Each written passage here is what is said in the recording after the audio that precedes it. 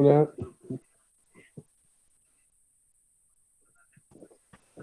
Buenas tardes a todos. En breve comienzo. Estoy todavía esperando que se terminen de conectar todos porque ya me pasó de que se conecten y rechazarlos porque estoy o escribiendo el mensaje, algo raro del Meet.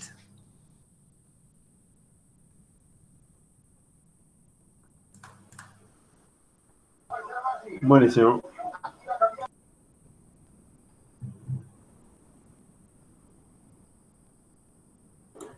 Perfecto, profe, no hay problema.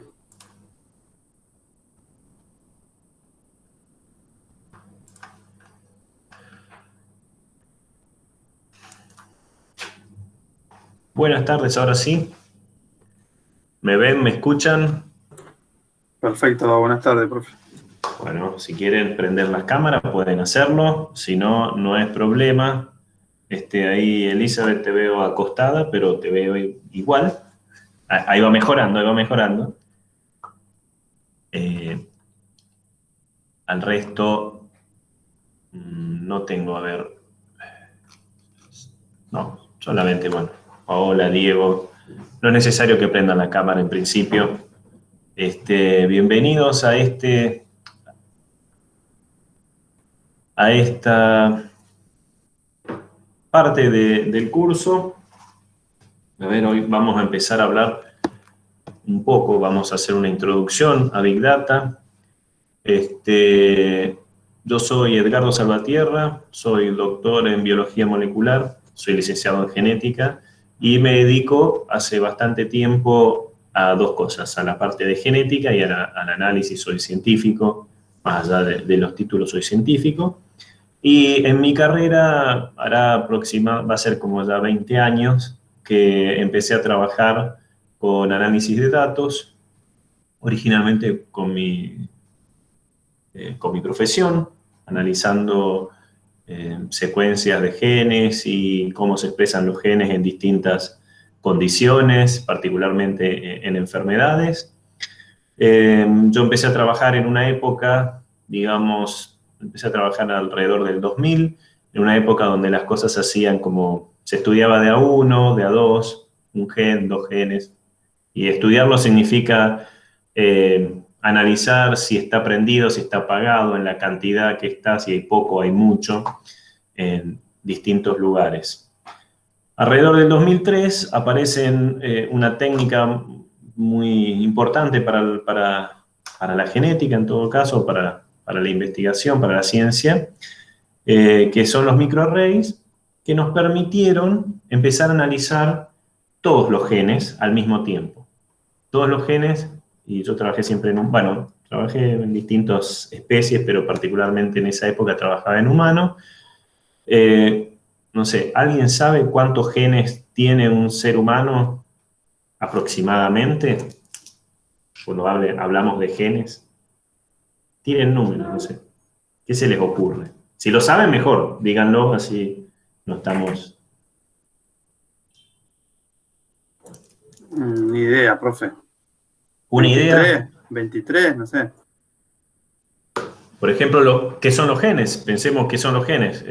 Los genes son pedacitos de ADN, secuencias de ADN, que es una molécula, que codifican para distintas características, que tienen información para hacer distintas cosas. Por ejemplo, cosas que tienen que ver con los genes. Primero que tienen que ver toda la vida. Por ejemplo, color de ojos, color de pelo, altura, tamaño, funcionamiento, desarrollo de todos los tipos celulares, eh, generación de todas las moléculas necesarias para que el cuerpo pueda incorporar alimentos, nutrientes, vitaminas, generación de todas las moléculas necesarias para que el cuerpo pueda... No sé, 10.000. ahí va queriendo, va queriendo. Un poco más. 30.000. 30.000. Ahí un poco menos. Hay 20.000. Ahí por lo menos ya nos fuimos acercando. No son muchos. La realidad es que no son muchos.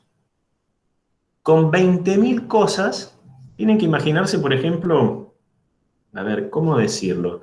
El genoma, todos los genes, es como los planos de una fábrica, los planos para hacer una fábrica entera que produce algo en particular. Pero los planos de todos los aparatos, y no solamente los planos, sino también todos los manuales de funcionamiento de lo que sea, desde recursos humanos hasta el último operario, seguridad, lo que quieran, está escrito en el genoma y son los genes. Entonces lo que pasaba es que de repente empecé a trabajar con, analizando un Excel, en principio era un Excel, donde tenía 20.000 filas, y dice, bueno, en la enfermedad 1, el gen 1 está o no está, o está en tanta cantidad. Se prende del 1 al 100, supongamos, en la enfermedad 1, el gen 1 no tiene nada que ver. En la 2 está 5. En la 3 está 0. En la 4, si uno, imagínense, o en los pacientes, en distintas personas. Entonces, de repente yo estaba acostumbrado a mirar uno, decir, bueno, hay poquito o mucho de un gen. Y lo miraba, veía, comparaba con distintas poblaciones, distintas personas, y decía, bueno, en tal enfermedad, en general, este gen está muy alto. Y como lo vimos, porque agarré 10 personas sanas y 10 personas con la enfermedad, miraba una sola cosa, y digo, en este está más alto que en este. Cuando empezaron a hacer 20.000, ¿cómo analizamos 20.000? ¿Cómo se empezó a analizar 20.000 genes a la vez en 10 pacientes, 50 pacientes? De repente empezamos a ver de que había básicamente la variabilidad. Todos nosotros tenemos 20.000 genes, cada uno de nosotros que estamos acá, de las 24 personas que estamos en esta clase o en este encuentro, tenemos 20.000 genes cada uno, los mismos 20.000 genes, pero claramente somos todos diferentes. Es decir, los 20.000 genes tienen variantes. Podemos, por ejemplo, no sé, una variante, algo bien sencillo. Hay gente que, una cosa genética de un solo gen podría ser, no sé, ¿de cuántos de acá probaron cilantro y les gustó? ¿Y cuántos no les gustó? Parece una pavada, pero resulta que hay un receptor del gusto un gen del receptor del gusto que justamente el que está encargado de varias moléculas y moléculas particulares que están en el cilantro, algunas personas tienen una variante y otras personas tienen otra variante. Los que tienen una variante normal, en realidad la variante A, vamos a decir, no es, los dos son normales, sienten el gusto del cilantro, y los que tienen la variante B sienten gusto a jabón, comiendo cilantro. Yo soy de la variante B, el cilantro lo odio, y no lo supe hasta que alguna vez me hice un test genético y me dice, vos tenés la variante de que el gusto de la molécula típica del cilantro es reconocida como detergente o jabón. Profe, Sí. perdón, el otro día estaba mirando un video que en China la causa de muerte mayor es el cáncer, entonces ellos hicieron los genomas, los van clasificando y pueden detectar con anterioridad los factores genéticos que tienen para predisponer lo que es el cáncer y clasificarlos y detectarlos y tratarlos antes de que tenga consecuencias. Sí, bueno, yo me dedico exactamente a eso. Parte de genética, no es genética predictiva, pero sí, a medida de que se fueron bueno, después apareció otro, yo le estaba contando la historia mientras hacía tiempo que todos se terminaran de conectar. La primer gran cosa que pasó como alrededor de los 2003, 2005, es la posibilidad de poder analizar muchos genes a la vez, los 20.000 de una célula, y después podría ser de las personas, esto es la expresión. Y alrededor del 2010 apareció otra tecnología que permitió hacer la secuenciación del genoma entero. Entonces, cada uno de nosotros tenemos un genoma, tenemos 46 cromosomas, que son moléculas de ADN que están escritos con 4 letras, A, T, C, G, son 4 moléculas, químicas particulares que se ponen en cadena. Son como 4 ladrillos de colores, A, T, S, G, y se escriben las palabras con esas combinaciones de esas 4 letras. Se puede secuenciar completamente todo, lo cual nos da una cantidad de información. Cada uno de nosotros en nuestro genoma tiene 6 por 10 a la 9, es decir, 6 con 9 ceros,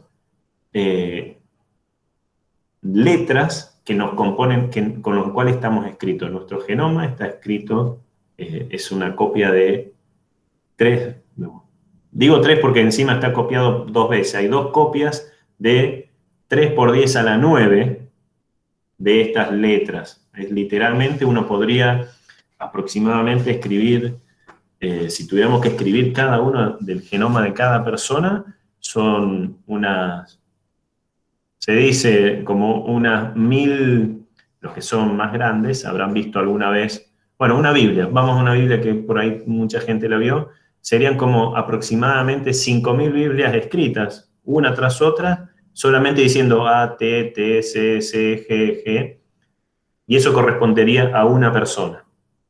Eso es el genoma y eso es lo que se analiza. Y ya ahí empezamos con un problema. ¿Por qué estoy explicando genética en Big Data? Porque uno de los principales problemas que apareció ahí, yo les contaba la historia, yo empecé a trabajar con un gen, con 2, con 3 a la vez, nada más.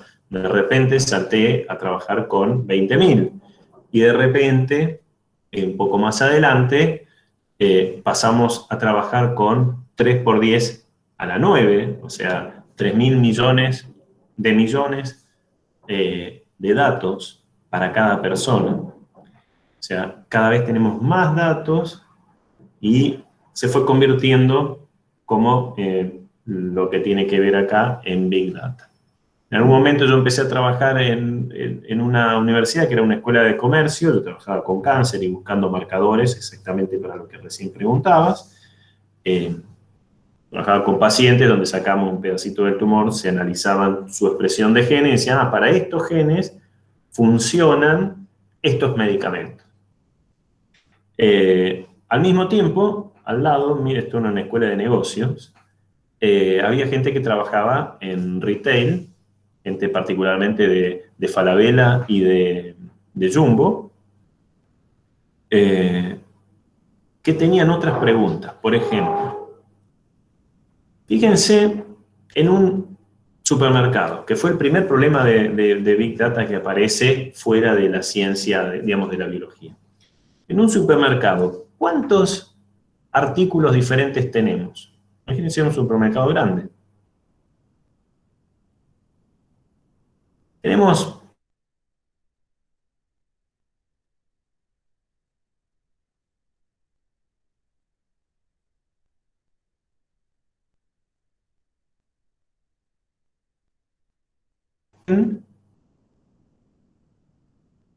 perdón, ¿me están escuchando? Ahora sí.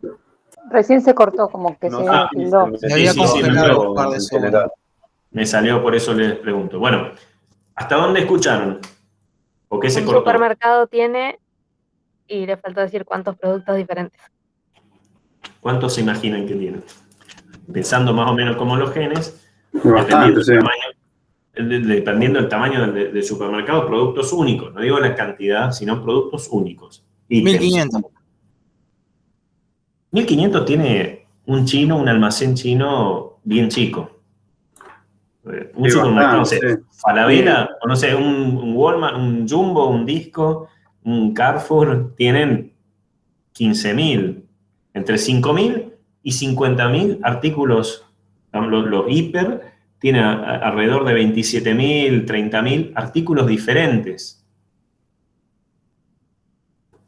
Imagínense que estamos hablando, no sé, caramelos, pan lactal, dulce de leche, todas las marcas de dulce de leche. No estoy hablando de dulces de leche, no. El dulce de leche marca 1, marca 2, marca 3. Cada uno de esos es un artículo diferente. y tienen que distribuirlo, no están puestos en cualquier lado. Fíjense, yo le hablaba de los genes, que son 20.000, y los genes están puestos en los cromosomas, que son 46. Hay 20.000 genes que están distribuidos en 46 cromosomas en el cuerpo humano. En un supermercado hay, supongamos, vamos a hacer un número redondo, 15.000 artículos diferentes que están distribuidos en góndolas, cada una en una posición particular. Supongamos que un supermercado, de hecho, estamos hablando casi como la historia de la Big Data usado particularmente para el comercio. Si uno agarrara y pudiera ver cómo se agrupan esos... si uno mira los tickets de compra de cada persona, podríamos pensar que cada ticket es un grupo de artículos diferentes. Y podríamos empezar a analizar qué compra la gente. ¿Cuáles son los conjuntos que vienen, los conjuntos, o cómo están compuestos los conjuntos que están definidos por un ticket? El primer ejemplo que se hizo de esto pasó en un supermercado, en una cadena muy famosa de Estados Unidos, donde empezaron a analizar los conjuntos de los tickets y encontraban algunas condiciones. Por ejemplo, que las personas que compraban cerveza a las 6 de la tarde, entre las 6 y las 9 de la noche, también llevaban pañales para bebés. Perdón, de nuevo les pregunto, ¿me están escuchando? Sí, ahora no Sí. pasó la Perfecto. Sí. Entonces empezaron a estudiar por qué ocurría esta... Estamos hablando de 10.000, de 5.000, fíjense los números que estamos hablando. Agarraban 5.000 clientes y encontraban que había una correlación fuerte en los tickets donde aparecía pañales y cerveza. Eso lograba decir, bueno, ¿cómo hicieron eso? Empezaron a pensar, a ver quiénes eran esos tickets, a quiénes correspondían, y correspondían generalmente a las 6, 7 de la tarde, cuando los hombres llegaban a la casa, estamos hablando en generalidades de movimiento de la población, llegaban a la casa y iban a comprar, en general eran hombres con familias, dependiendo del lugar, en este caso eran hombres con familias con bebés, y encontraban un patrón. Entre las 6 y las 9 de la noche era conveniente tener, por ejemplo, la góndola de cerveza cerca de la góndola de pañales. Nunca se hubieran dado cuenta si no hubieran analizado cuál era el comportamiento o cómo se agrupaban o qué clústeres o qué grupos se forman en cada ticket de ítems distintos en el local. Eso les llevó a tomar una decisión. Pongamos la cerveza cerca de los pañales, de manera de que la gente que va compra más cerveza y compra más pañales.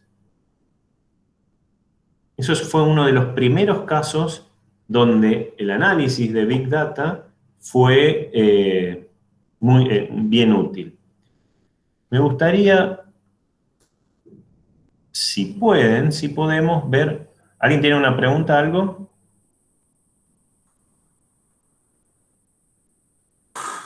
Por ahora no, profe. No, profe. Bueno. Les quisiera mostrar, a ver cómo lo hago, un video de YouTube, que son 10 minutos, pero no sé si lo vamos a ver todos entero. Vamos a intentarlo de pasar, nunca lo hice en...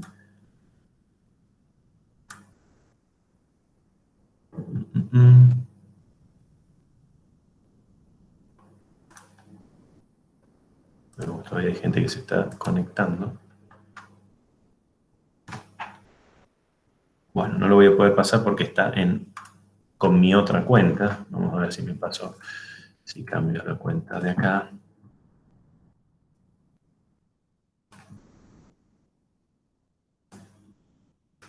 Igual, no los vamos a pasar, se los voy a dejar para que lo vean como ejemplo y vamos en todo caso a la presentación.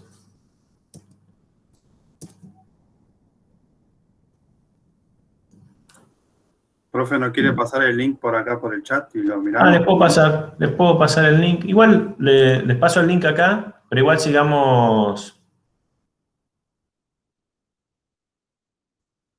Este es el link, son 10 minutos, pero igual no lo veamos todavía. Quiero pasarle en principio. A ver.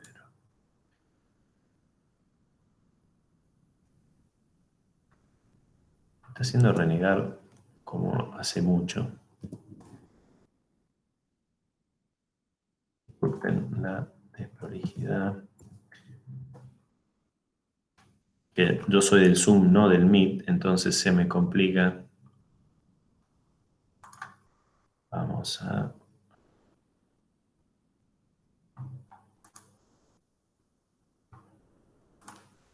No me está dejando compartir lo que quiero. Ahí está.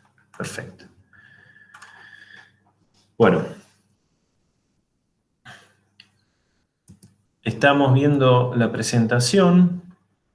Una cuestión muy mínima. De hecho, es básicamente...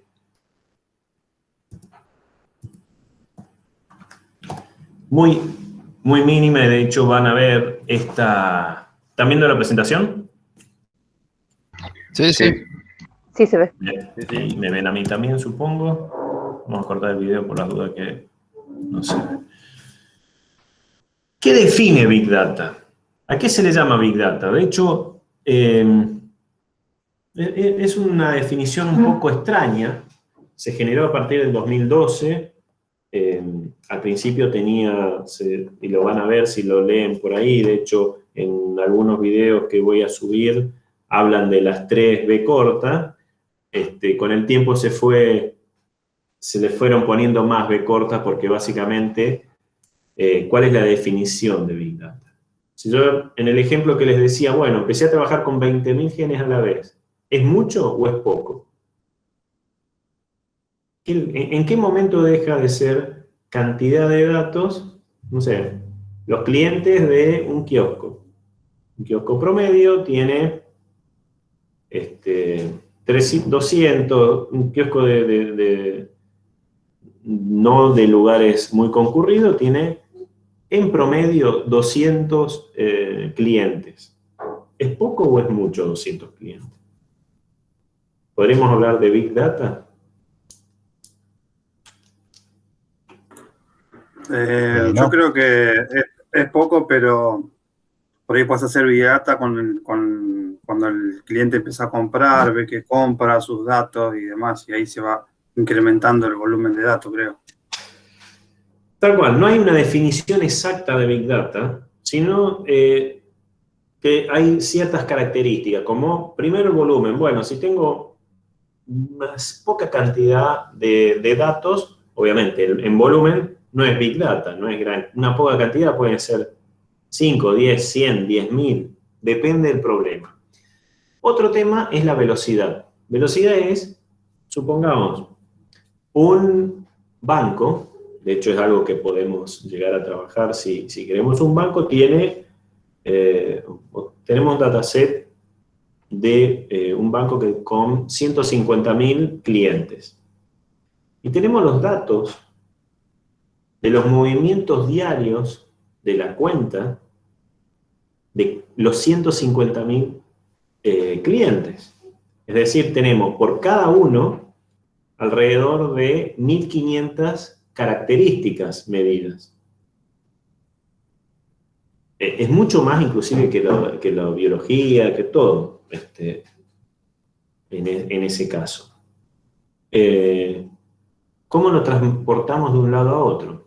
De hecho, por ejemplo, en varios supermercados, las cadenas grandes de hipermercados, lo que hacen es a la noche, cuando terminan, siguiendo con la historia esta de la cerveza y los pañales, a la noche muchos tienen, depende de la posibilidad de la cadena, mandan todos los datos de sus tickets del día a un centro de cómputo de todas las localidades, poniendo los tickets, la hora de compra, los ítems de cada ítem que se compró, cada número que se compró, la localidad o el local donde se compró, qué cosa, en qué momento, se analiza y eventualmente se tiene que analizar para que al día siguiente, antes de la apertura, se muevan ciertas cosas de lugares de manera de que favorezca que la gente compre más un determinado producto. Entonces, algunas cosas las sabemos intuitivamente.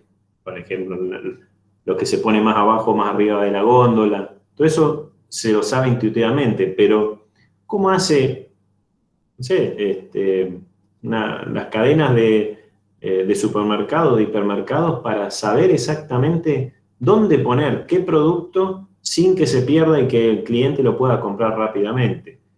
En parte lo hace porque puede analizar cuál es el patrón de compra de la población o de la población de sus clientes. Y eso requiere de que haya una cierta velocidad de transmisión de los datos, de posibilidad de transmisión de los datos. Imagínense que se generan por día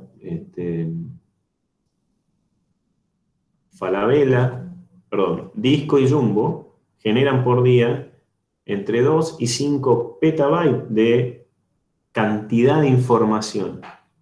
¿Cómo se hace para transmitir eso de un lado a otro?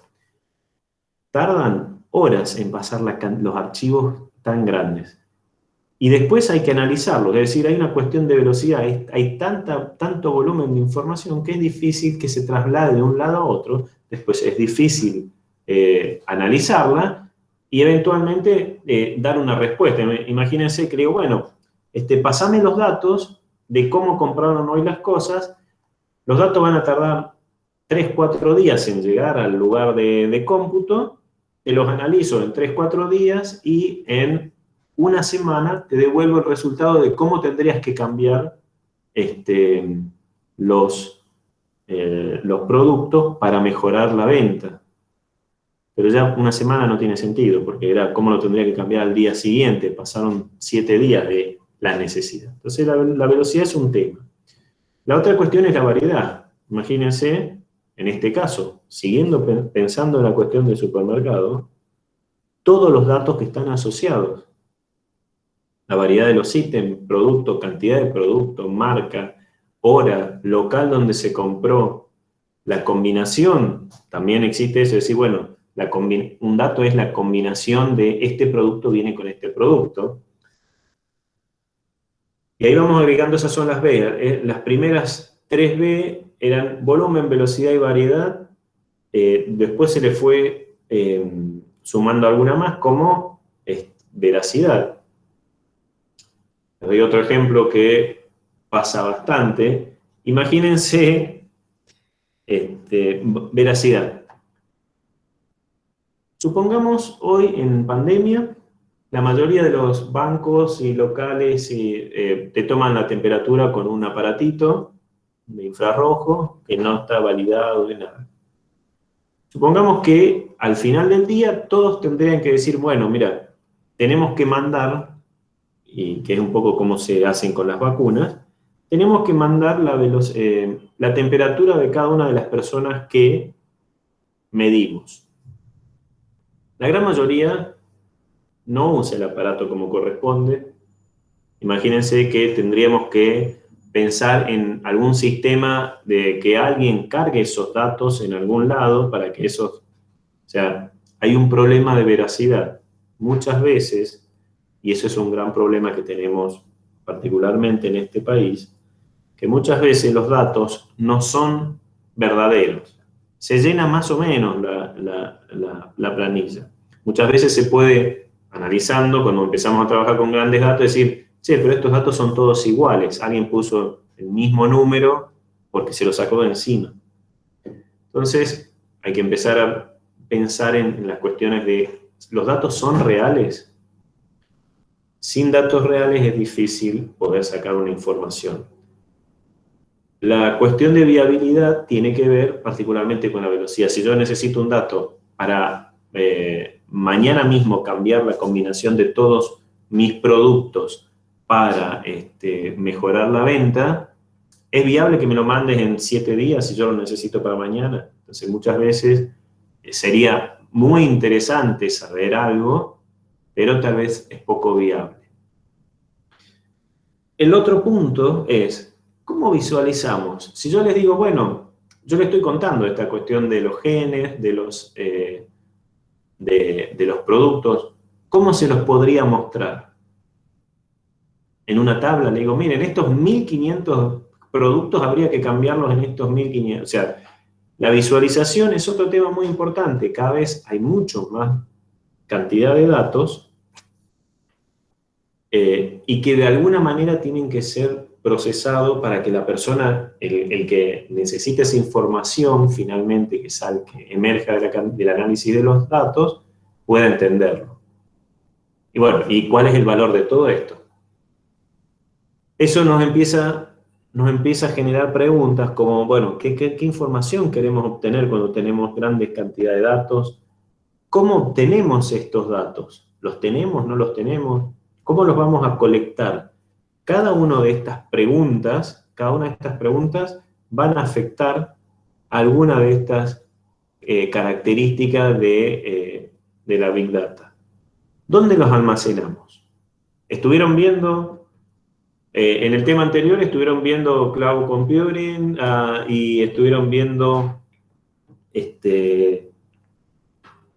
algo más. ¿Se les ocurre algo en relación a dónde almacenamos los datos? Es más, ¿cómo los procesamos también? ¿En dónde los podemos procesar? ¿Y en un centro de cómputos? Por ejemplo, un centro de cómputo sería... ¿y cómo lo podemos visualizar? Es lo mismo. Los centros de cómputo, y de hecho... bueno, ahora le voy a hacer algunas preguntas para saber cómo vamos a seguir en estas 4 semanas, porque es tan amplio el tema que me gustaría saber exactamente qué esperan ustedes. No se los pregunté al principio, sino vamos con esta introducción y luego les hago algunas preguntas particulares. ¿Cómo se estudia Big Data? La realidad es que se estudia, no está bien claro. Está ciencia de datos, por ejemplo, en la universidad, en la UNAV. La UBA también este año hizo ciencia de datos. Hay varios cursos y posgrados de ciencia de datos y de análisis. Yo estoy en la carrera, también lo tengo usted, profesor, Bueno, en Brown. Exactamente.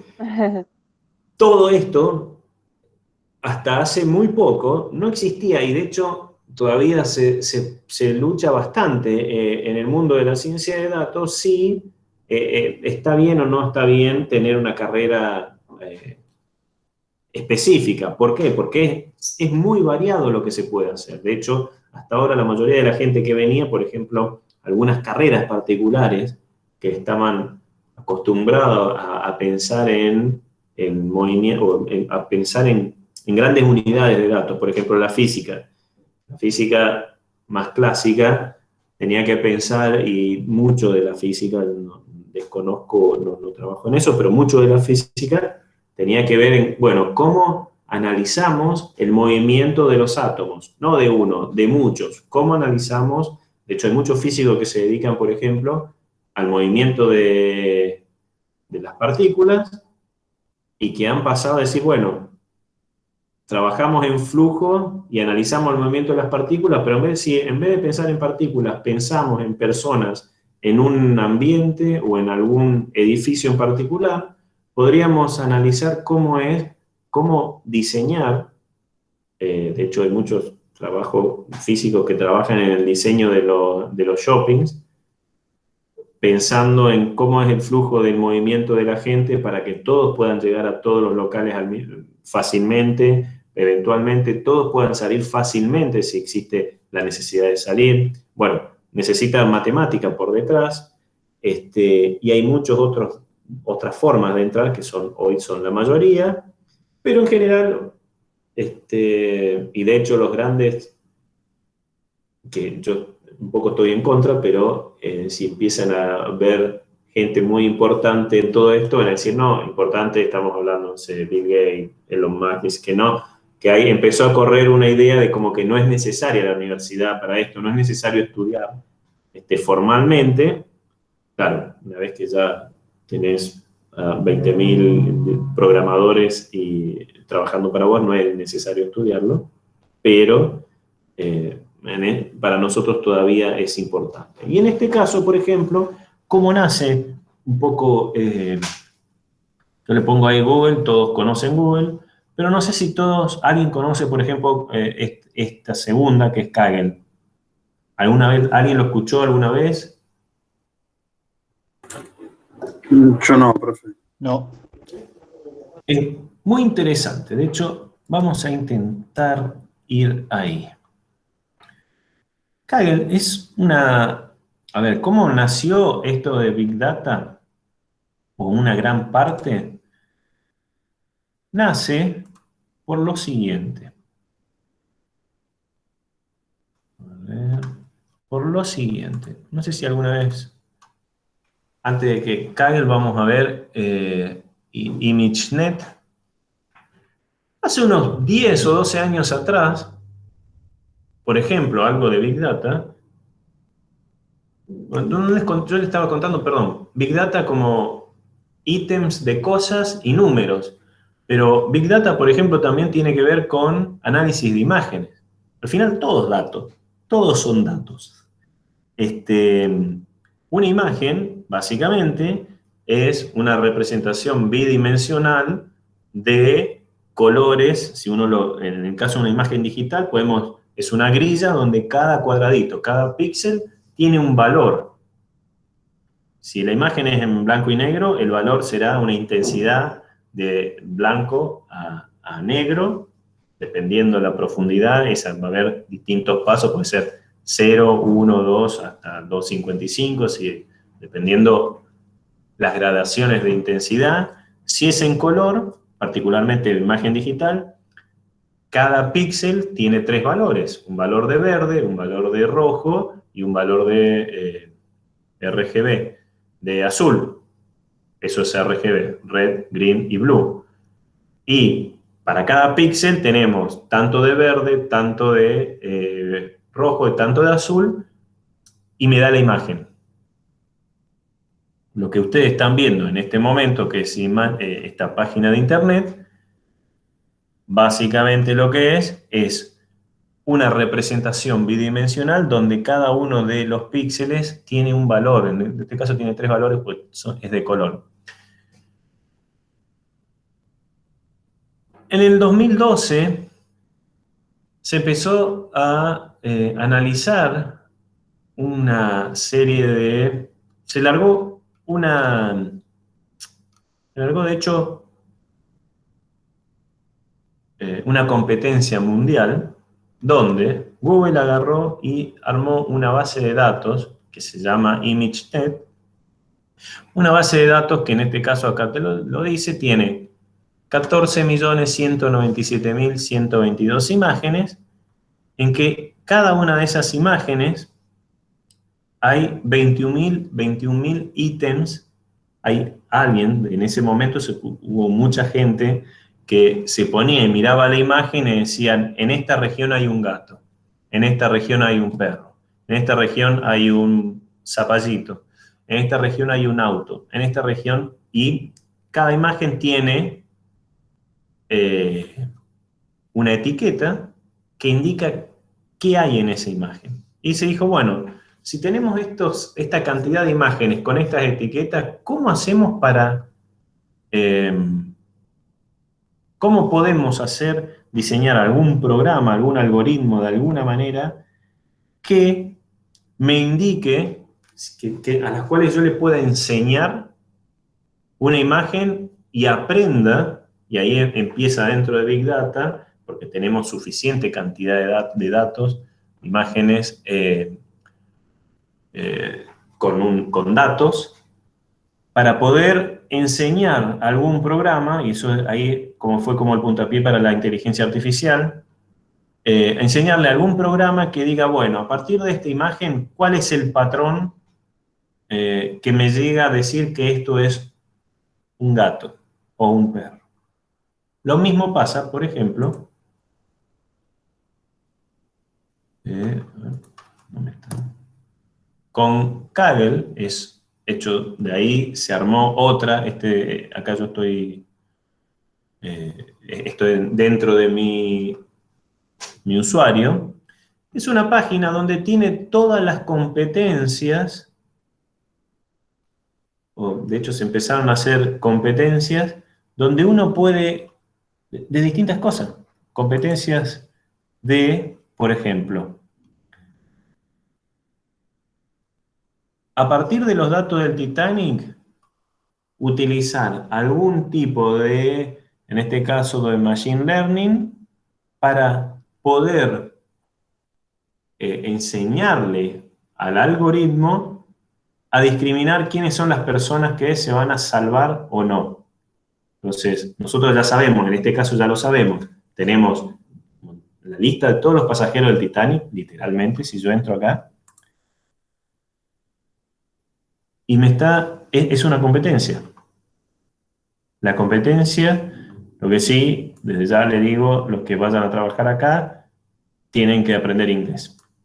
Todo está en inglés, y muchas de las cosas están en inglés, y si necesitan algo, lo van a tener que ir a buscar en inglés. Es un tema bastante frustrante. Yo en mi vida había estudiado inglés, y bueno, ahora lo leo tranquilamente, pero me topé después de la facultad, tuve que aprenderlo a los golpes, porque era así, sí o sí es obligatorio. Porque todo está en inglés, o hay muchísimas más cosas en inglés. Esta es una de las, fíjense, es la competencia legendaria porque es la mayoría, una competencia donde, y les dije esta página porque aparte no solamente está la competencia, no es que tiran los datos y nada más, sino que la gente, por ejemplo, en este caso, el tema de la competencia acá es que, vamos, explica qué pasó. En 1912 se hunde el Titanic, se mueren 1.500 personas de los 2.224 pasajeros que había. Y eso significa, bueno, si yo digo tal pasajero, sabemos quiénes se murieron en este caso. Si yo puedo armar un programa que me indique quiénes van a sobrevivir y quiénes no, yo podría, a ver, le saco el dato de los que se murieron y los que no, y los empiezo a armar algún tipo de programa o de inteligencia artificial que me busque de todos los datos que están en esta base de datos, que me dé la posibilidad de que cada uno de esas personas sobreviva o se muera en el hundimiento. Lo pongo a analizar, entreno el modelo y después me fijo. La persona 1, en la realidad, en mi modelo me dice sobrevive. ¿La realidad sobrevivió, sí o no? El que le pega significa que hizo un modelo, el mejor modelo que es capaz de analizar esos datos. Kaggle lo que tiene es que, por ejemplo, tiene los datos, todos los datos. Fíjense qué datos tenemos. Por ejemplo, tenemos los datos de dónde vivía, qué clase tenían, si eran de primera clase, de segunda clase, de tercera clase, la edad de cada una de las personas, si estaban en familia, si estaban en familia, si estaban en familia, y no solamente en la familia, sino cuáles relaciones dentro de la familia, si eran hermanos, hermanas, medios hermanos, esposas, si estaban casados, ¿no? Si tenían hijos o no, si eran hijos o padres, dependía. Y lo interesante de esto es que, por ejemplo, uno puede unirse a la competencia, y no solo eso, la mayoría de la gente, una vez que uno se une, da la opción de que cada uno hace lo que quiere. Por ejemplo, si yo voy a esta persona acá, al primero, como ustedes, esta persona empezó a trabajar y va mostrando acá qué hace.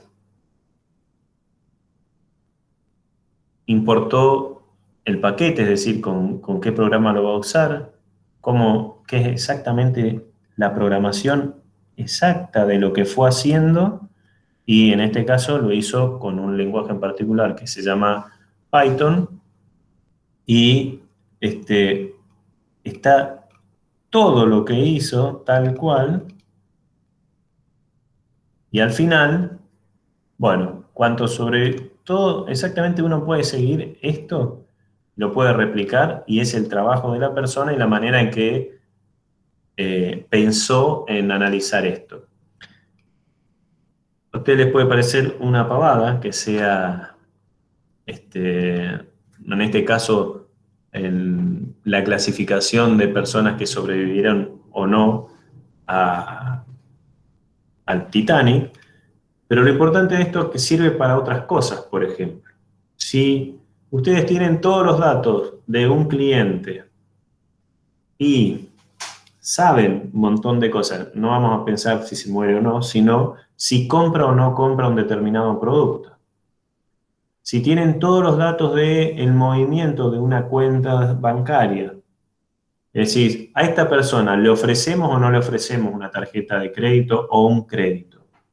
Imagínense, en el ejemplo que yo le dije, bueno, tenemos 150.000 clientes y de cada uno de esos clientes tenemos los movimientos de las cuentas por día y aproximadamente 1.000 datos de cada uno de los clientes. ¿Le ofrecemos o no le ofrecemos un crédito? Eso que parece tan simple, para un banco puede decir, bueno, ofrecerle un crédito significa decirle a alguien del departamento comercial que le muestre o le mande un regalito para ver si lo tienta a entrar a tomar ese crédito. Suponga, es un ejemplo hipotético, aunque es un ejemplo real de lo que hacen los bancos. Entonces, ese regalito sale 50 pesos. Si yo le doy el regalo a una persona que no va a tomar el crédito, perdí 50 pesos. Si yo le doy el regalo a una persona que toma el crédito y supongamos que tomar el crédito significa una ganancia de 1.000 pesos para el banco ganó 950. Los 1.000 menos los 50 que invirtió en ofrecerle el crédito a la persona. Si el banco decide, bueno, agarro los 1.000 primeros y le doy a 1.000 el regalo para los créditos, y justo esos 1.000, ninguno toma el crédito, perdió 1.000 por 50, perdió 50.000. Es una inversión que perdió completamente. Pero de esos, si le hubiera dado esos 50 regalos esos 1.000 regalos a los 1.000 clientes que sí van a tomar el crédito, sería 950 por 1.000, o sea, hubiera ganado 950.000 en vez de perder 50.000. Lo único que hizo que el banco pasara de perder 50.000 a ganar 950.000 es saber a quién le va a ofrecer a quién le va a dar un regalo para tentarlo a que saque un crédito. ¿Y cómo sabe a quién va a aceptar a tomar el crédito y quién no? Bueno, lo puede llegar a pronosticar.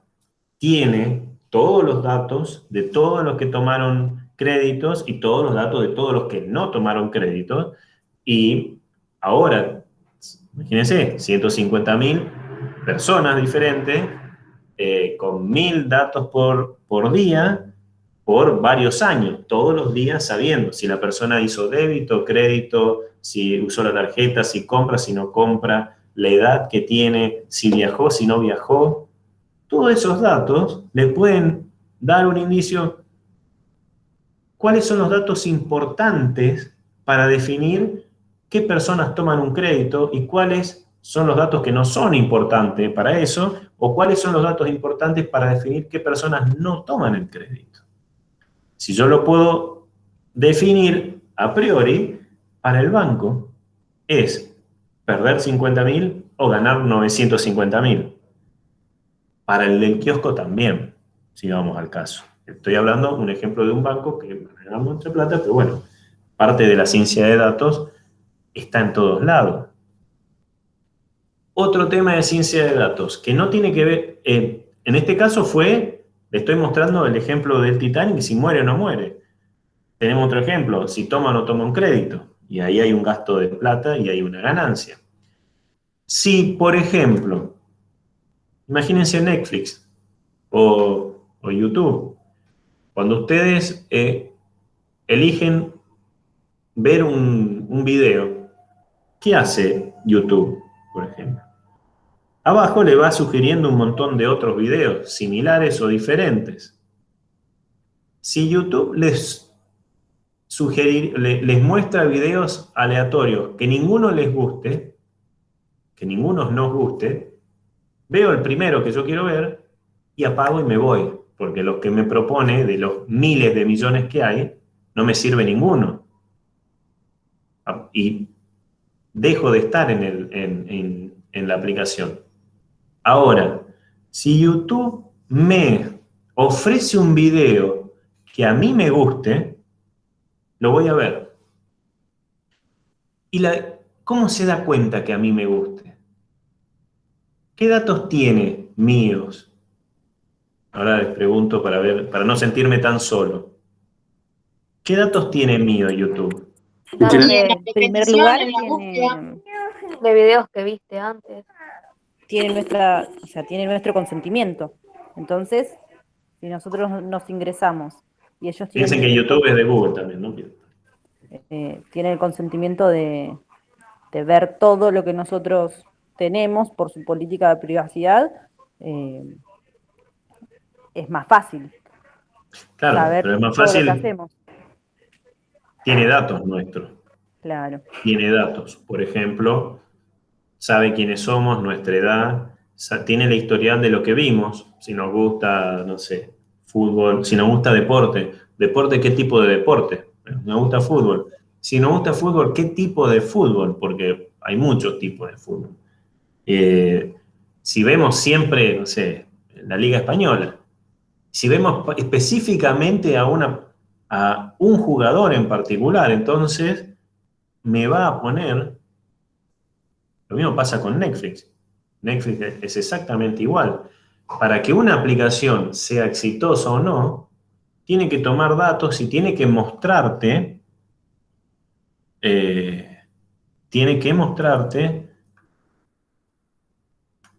a ver, algo que sea útil. Volviendo acá, yo le digo que es interesante porque tiene un montón. Acá tenemos datos, también están los datos. Es decir, bueno, pero ¿cómo hacemos para sacar? ¿De dónde sacamos datos? Por ejemplo, Facebook, un ejemplo muy claro. Facebook y Twitter, otro ejemplo que me gustaría discutir de datos. Facebook tiene absolutamente todo sobre nosotros en los últimos 15 años. Absolutamente todo. Sabe de cada una. No es que a Mark Zuckerberg le interese saber de cada uno de nosotros qué hacemos o qué no hacemos. Somos un número más en una gran base de datos.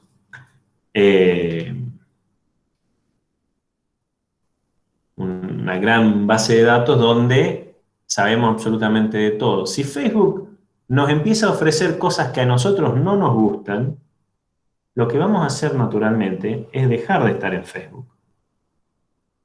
Ahora, sí, se pueden discriminar exactamente lo mismo que YouTube, mostrándonos el próximo video interesante. Si pueden discriminar qué cosas nos gustan y nos da un poquito nos muestra eso, nosotros nos mantenemos ahí. Eso genera otro problema, particularmente. Entonces, cuando nuestra vida, particularmente nuestra vida digital, está un poco, lo mismo hacen los diarios, lo mismo hacen absolutamente todo. Vivimos en Argentina, la mitad estamos de un lado de la grieta, la otra mitad estamos de otro lado de la grieta, por lo menos desde la información. Si ustedes agarran los diarios, todos los diarios posibles, van a encontrar más o menos los mismos titulares con palabras escritas de distintas maneras. Y les va a gustar más uno que otro. Y van a empezar a ver más el que les gusta y menos el que no les gusta. Que le da Finalmente, el diario también podría empezar a decir, bueno, pero si yo escribo estas palabras, la gente me mira más. Finalmente, los diarios y los medios de comunicación son mecanismos de, digamos, son negocios. Por lo tanto, mientras más gente lo mire, más plata van a ganar. Por lo tanto, ya no importa tal vez la noticia exactamente, así como sin intencionalidad, sino la intención es retener a la persona. Y la persona, nosotros, vamos viendo información cada vez más sesgada, porque cada vez vamos a ver cosas que nos gustan y vamos a no ver otras cosas que no nos gustan y decir, no, si no lo vemos no existe. ¿Me explico?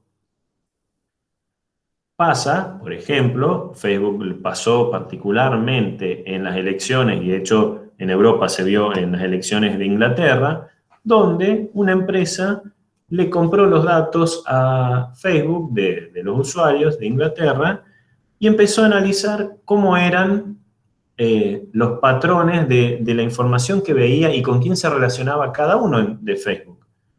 Pasó para la elección del anterior primer ministro, el primer ministro que está ahora, de manera que le ofrecían a los partidos políticos la posibilidad de decir, bueno, nosotros podemos ir dándole información buena de un candidato en mayor proporción que a ciertas personas, hay información menos buena o la información que tal vez no es tan interesante de los candidatos, del otro candidato a cierto grupo de personas.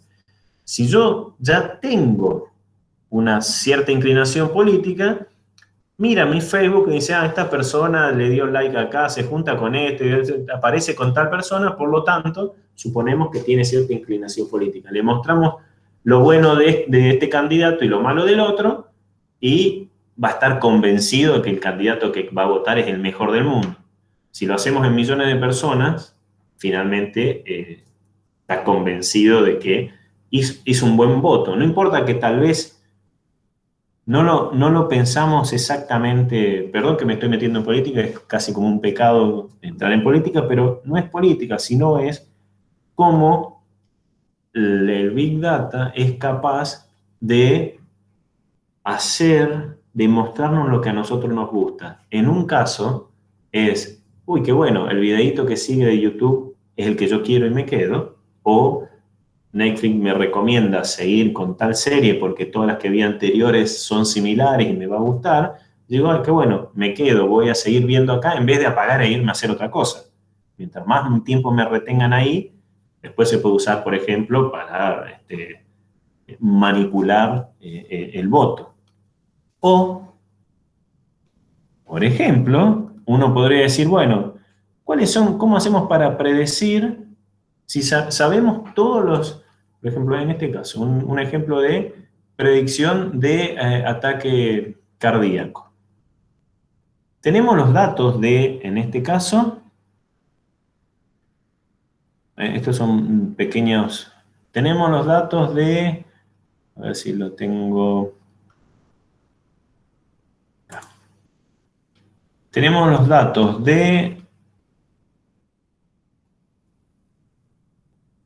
hay de todo, en este caso no estoy encontrando la cantidad total, pero deben ser muchos. Datos de edad, sexo, si tienen dolor o no en el pecho, cuál es la presión sanguínea. Finalmente tenemos 14 colesterol, si tienen talasemia o no, bueno, distintos datos cardíacos que tienen que ver con cuestiones, y el output es si la persona tuvo o no un ataque cardíaco. Sabemos un montón de datos de una persona, de muchas personas en este caso, y al final también sabemos si tuvo o no tuvo el ataque cardíaco. Entonces, ¿qué podemos hacer con esto? La tarea es analizar esta cantidad de datos y poder modelar algo que me diga, bueno, cuando aparezca una nueva persona, aparece una nueva persona, vamos acá,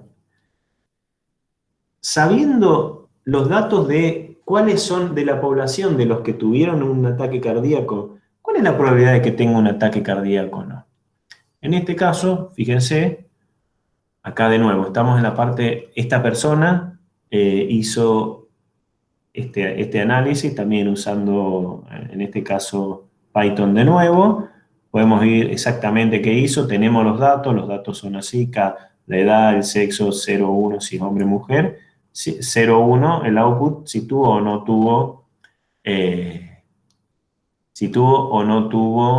un infarto. Son 303 entradas, es decir, 303 personas. Que de cada una de esas 303 personas tenemos 14 tipos de datos. Y están bastante, el 54% tuvieron ataque cardíaco y el 46% no. Me lo está mostrando, estamos empezando a ver cómo podemos analizar. En este caso, estamos viendo un poco de visualización de este dataset. Y ahora ya le puedo mostrar, decir, mira, son 300 personas, 54 y 46, un gráfico de barra bastante simple. Ya empezamos a ver cómo visualizamos esa cantidad. Y ahora empezamos a ver, bueno, ahora, hombres o mujeres, por ejemplo. 0 es mujer, 1 es hombre. Vemos que ya no está tan balanceado, es decir, de este grupo de datos hay más hombres que tienen, hay más hombres que mujeres, y en el que no tienen ataque cardíaco, 0 es mujer, 1 es hombre, hay más hombres que mujeres, y en este caso, comparando dentro de las mujeres, hay más mujeres que tienen ataque cardíaco en esta base de datos, que las que no lo tienen. Y ahora, bueno, ¿qué define que una persona tenga o no tenga? Después vamos a ver cuáles son, bueno, u otras cosas, por ejemplo, ejercicio. Hay más mujeres que hacen ejercicio comparado, fíjense, esto son distribución de la angina inducida por ejercicio versus ataque cardíaco. Vemos que hay más angina que ataques. Hay un montón de datos que ya se empieza a complicar, para decir, pero ataque cardíaco y angina, que es otro dato. Después, por ejemplo, dolor de pecho y el ataque. 0, 1, 2, 3 es la cantidad del dolor de pecho. Vemos que los que tienen ataque cardíaco y los que no tienen, en general los que no tienen dolor de pecho no tienen, pero ¿cómo empezamos a analizar todo esto? Hay un montón de datos que están agrupados de una manera o de otra. Claro, acá solamente lo estamos viendo nomás, pero no tenemos por detrás el cómo se analizó. Bueno, si seguimos más adelante, bueno, acá, de hecho, este particular no es, voy a tener todos los tipos de análisis posible y de visualizaciones y cómo se hace. Y acá estamos en la parte de predicción.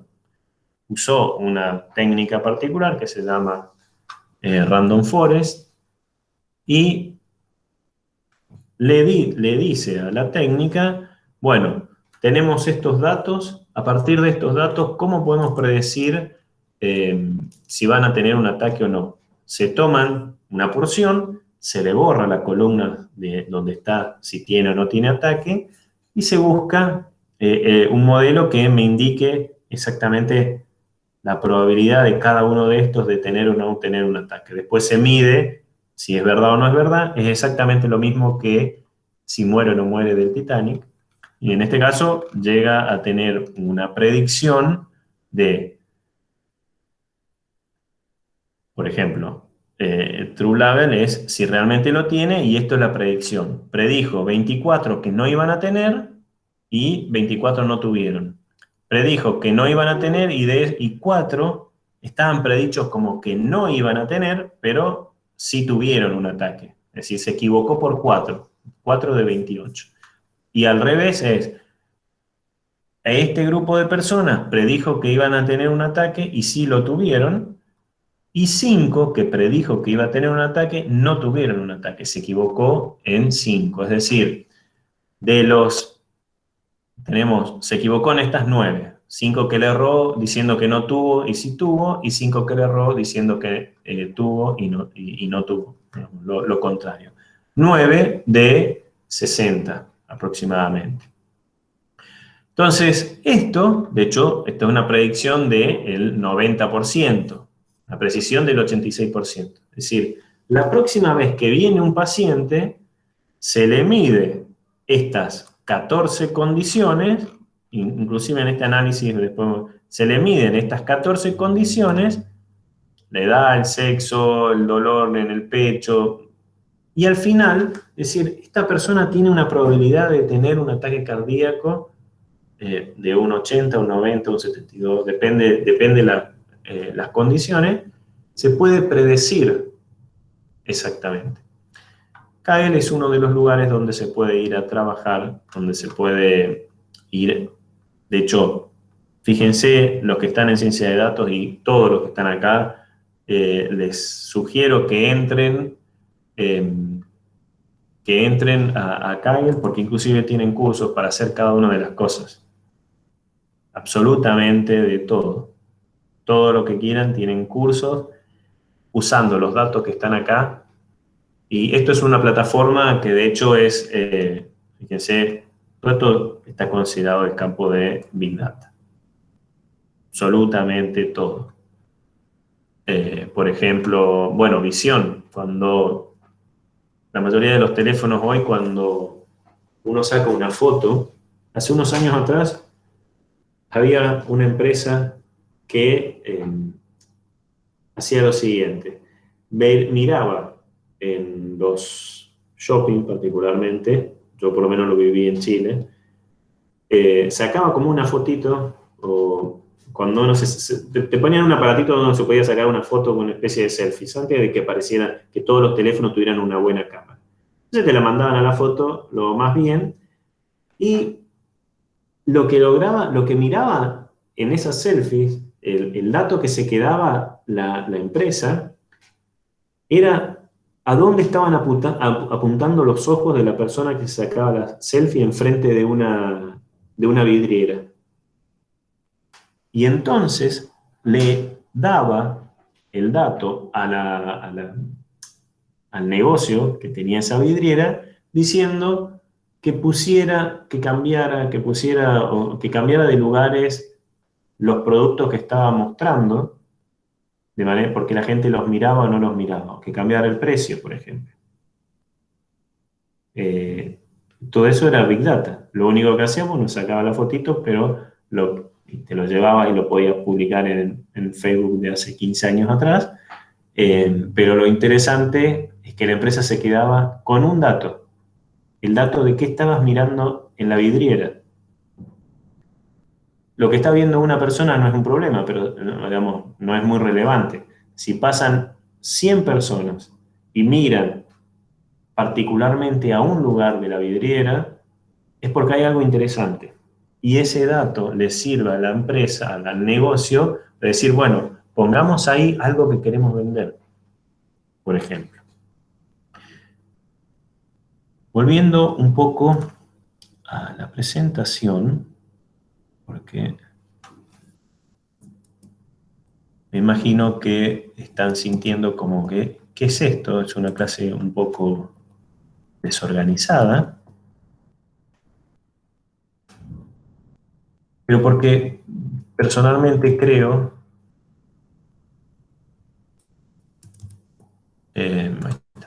acá volvemos, personalmente creo que hay mucha cantidad de información. Un segundo que vamos a seguir. Mucha cantidad de información con la cual tenemos que trabajar.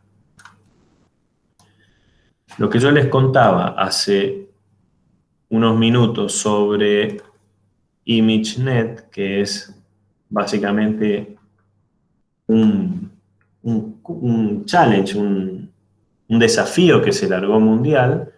En ese momento, en el 2010, tenía poco menos de 10 millones de datos de imágenes etiquetadas, es decir, cada imagen sabía.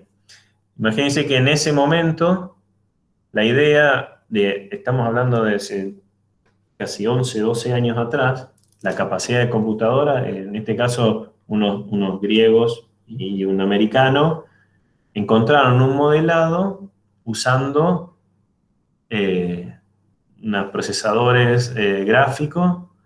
Fíjese cómo fue evolucionando la tasa de error, es decir, esto es el error, esto se hace todos los años, el error que se fue generando, es decir, bueno, acá tienen los 14 millones de datos etiquetados, hagan un modelo para predecir qué está viendo la computadora. En el 2010 el modelo, el promedio tenía un 28%, o sea, un 30%, una de cada 3 imágenes era errado, digamos, ponían un gato y la computadora decía, esto es un tomate, por ejemplo, le erraba. Pero en las otras dos, ponían un gato, es un gato, ponías un auto, auto. Las otras dos le daba perfecto. En el 2017 ya le erraba los modelos con las computadoras y el procesamiento de datos, solamente uno de cada 20 le erraba. Ponían 20 imágenes, 19 daba perfecto y uno se equivocaba. Hoy en día estamos en 0,9%, es decir, se ponen 10.000 imágenes y le erran uno. ¿Y dónde está eso? Por ejemplo, lo que tiene cualquier teléfono inteligente, los últimos modelos, vienen que cuando uno va a sacar una foto, tenemos la parte de inteligencia artificial que muestra en la foto, inclusive te dice qué es, por ejemplo, y en algunos casos está asociado a alguna empresa que te dice, estás sacándole fotos a sillas, mira, alrededor tuyo tenés tantas empresas que venden estas sillas, te están ofreciendo directamente. Otro lugar donde se usa mucho, tengo compañeros que trabajan en varias metalúrgicas acá en Campana, en Zárate, que por ejemplo directamente tienen lentes, los lentes de Google, donde tienen una cámara y pueden, y van recorriendo la planta, y van viendo cada uno de los, donde enfoquen, por ejemplo, el tiempo que tiene cada uno de los materiales que están viendo, si es algo que está hace mucho tiempo, si no, qué tipo de material es, quién es el proveedor del material, si debe o no debe estar en ese lugar. Entonces, no tiene que ir a ver qué hace, no sé, un carro con un determinado producto en un lugar extraño. Solo con mirarlo, sabe quién estuvo manejando ese carro, en qué momento lo dejaron. Ni hablar que algunos tienen visión infrarroja, entonces, por ejemplo, ven la temperatura de los caños, la temperatura de los distintos materiales, directamente, mientras van caminando. ¿Cómo hace en qué momento se entrenó la cámara para decidir qué tipo de producto es? Bueno, por ejemplo, en este tipo de competencias. Fíjense, en el 2013, para hacer esta programación, esta red neuronal, se utilizó el datacenter de Google, que eran aproximadamente 1.000 servidores, 1.000 procesadores de servidores, con en realidad 2.000 procesadores con 16.000 núcleos, lo cual consumió 600 kilowatts y aproximadamente el datacenter para hacer eso gastó $5 millones y tardó en el 2013 una semana. En el 2019 se hacía en un laboratorio de inteligencia artificial con 3 procesadores gráficos de aproximadamente 18.000 núcleos y que gastó, en este caso, $33.000 en el armado. Hoy esto se hace en una computadora, en una notebook, tranquilamente, o directamente en la nube, y lo podemos hacer nosotros en nuestras casas. De nuevo, otro ejemplo más que estábamos hablando, como algunos ejemplos son muy como, bueno, todo venta, por ejemplo. Uno de los desafíos que estaban en Kaggle, que se hizo ahí, es, bueno, tenemos la mamografía. Todas las mujeres, y eso lo recomiendo, llegan a, dependiendo de la historia, no soy médico, así que no se los puedo decir exactamente, la historia familiar, tienen que hacerse una mamografía periódicamente en distintos momentos de la vida.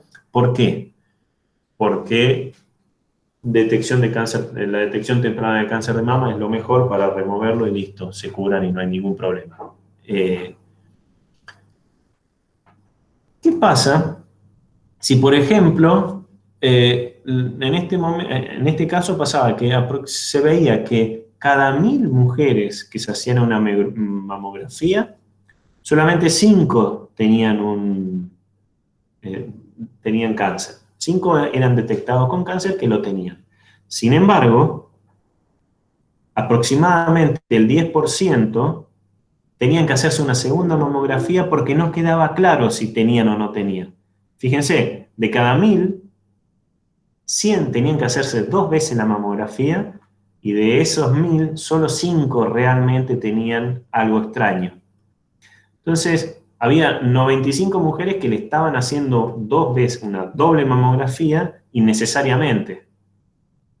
Esto lo podemos pensar de distinta manera. Una es, se le está generando al paciente el doble de problemas de ir a hacerse un testeo. No solamente por el dolor, por la cuestión del test en general, sino una cita de nuevo, otra vez. Y para la empresa que hace la mamografía es, bueno, gastamos el doble. No nos sale, sería más barato hacerle una vez, cobrarle una vez y listo. Y no tener que cobrarle una vez, pero que venga 2 veces. Entonces, si podemos ajustar de que si detectamos mejor a estas 5 y no tenemos que estas 100 hacerlas ir de nuevo, ¿cómo lo podemos ver? Bueno, eso fue uno de los desafíos que estuvo en Kaggle. Entonces se generaban, y de hecho, a partir de un montón de resultados, de resultados que ya se sabían si tenían o no un tumor, se fueron, bueno, ¿cuáles son los resultados? El resultado de la mamografía es esto, por ejemplo. Esto es la entrada de datos. Yo lo único que sé en este caso, le voy a hacer ciertas cosas y decir, bueno, ¿qué tendríamos que ver para determinar si esto, más allá de cualquier cosa, es una imagen digital? No es una mama, no es una radiografía, es una imagen digital. Y esta imagen digital tiene lugares que son negros y lugares que son blancos y que forman estructuras. Si nosotros, viene un médico, un especialista y dice, bueno, mira, acá tenemos, esta es la región que está mal y la marcamos, pero ¿por qué no acá abajo? Fíjense que acá también hay algo raro. O algo extraño, no sé, hay una característica. O acá, ¿por qué no acá? Si cada uno de esos cuadraditos, de estos cuadraditos, una persona fue y dijo, bueno, esto acá es un crecimiento maligno, esto es parte del normal. Le mostramos al programa y decir, bueno, te muestro 5000 de estos con estas etiquetas y cuando te pongo el 5001, detectame si, a dónde cae, qué es similar a qué, si es maligno, si es benigno o normal la imagen. Y esto, de hecho, en ese momento se le dio un premio de $1 millón a los que hicieran el mejor modelo. Bueno, después lo publicaron y eso es lo que se usa hoy en día para cuando se hacen una mamografía, automáticamente el sistema le dicen, esta imagen está bien o está mal o tiene algo extraño y está entrenado para entenderlo, más allá que la persona.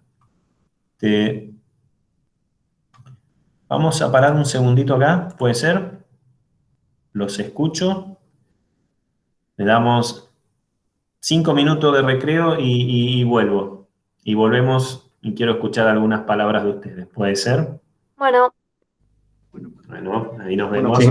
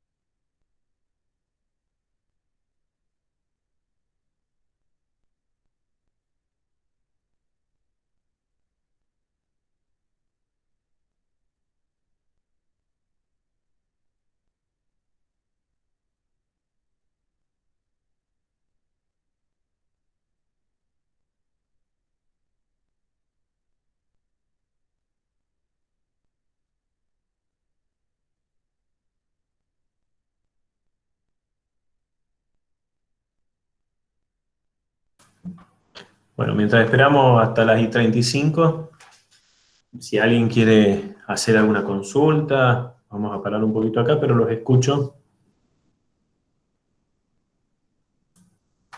Es más, me voy a poner la cámara así también, si quieren me ven. ¿Hasta ahora han entendido algo? ¿Les interesa algo de lo que estoy hablando?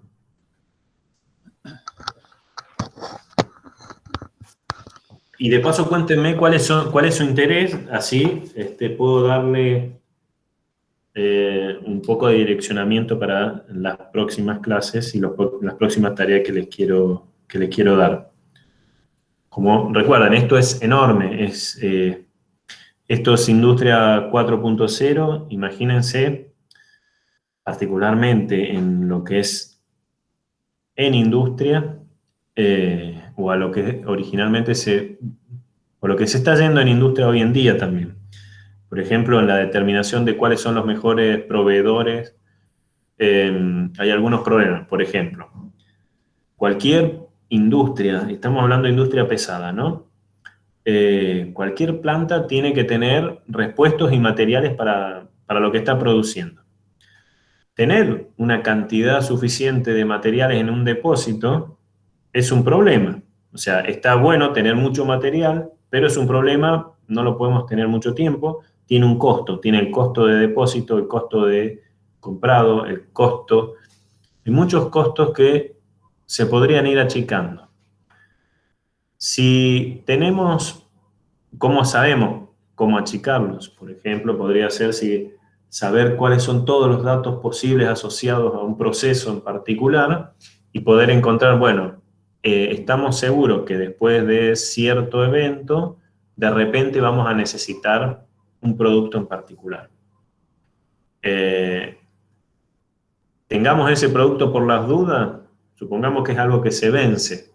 O sea, tendríamos que estar comprando un producto que si no ocurre el evento en el proceso de fabricación de algo, ese producto no nos sirve. Lo vamos a perder, va a ser un gasto innecesario. Es más, cuando lo necesitemos usar, posiblemente esté vencido y vamos a tener que estar constantemente reponiendo algo que eventualmente no se tenga que usar. Supongamos algo que sea crítico en algún proceso. Pero sí podríamos tener, si tenemos mapeado y tenemos suficiente cantidad de datos, podríamos definir, cuando pasa tal evento o pasa tal condición crítica, vamos a necesitar en tanto tiempo tal producto. Podemos anticiparnos y comprarlo en ese momento. O por ejemplo, podría ser, si tenemos, es tan grande el campo de Big Data que cualquier sí, Fabián. Una consulta. Sí, Lo que es Big Data y el análisis de datos, se estaría nutriendo entonces de estadística, lo que es de datos estadísticos, y la sí, programación. Es sí. decir, tomaría lo que son los datos en crudo, los acopiaría, los ordenaría y utilizaría parte de estadística y programación como para darle una forma y extraer una información de eso para utilizarlo en algo. Sí, sí, exactamente así. Por ejemplo, y ahí no me acuerdo si vieron en el tema anterior bases de datos estructuradas y no estructuradas o algo relacionado, aunque sea como una mínima introducción. Hay un tema muy importante, es decir, bueno, por ejemplo, ¿por qué necesita mucho, idealmente necesita mucha estadística? Sería fabuloso que uno supiera estadística en grandes cantidades y empiece a trabajar. Cada vez se está dando más el caso que muchas veces uno puede programar sin entender estadística porque finalmente prueba si funcionó o no funcionó. Es una cuestión como más exitista. Y particularmente en análisis de imágenes hay cuestiones que ni siquiera se entienden. No se pueden comprender, el humano no comprende qué patrón está siguiendo la computadora para definir tal cosa. Por ejemplo, en el análisis de imágenes, yo ahora estoy trabajando en una aplicación, no, por otras cuestiones, donde tengo 15.000 fotos de perros, y de esas 15.000 fotos eh, están etiquetadas con la raza que son. Hay entre 5.000 y eh, hay entre 200 y 500 fotos de cada una de las razas, de 122 razas de perros.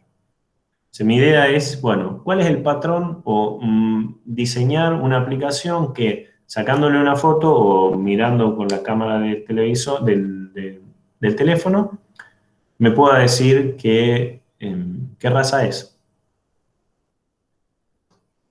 Yo le alimento, esto es inteligencia artificial, machine learning, alimento, le digo, bueno, esta es la base de datos con todas las imágenes y quiero que las proceses de una determinada manera. De hecho, eso vamos a ver el encuentro que viene. Le voy a dejar algunos videos para que vean.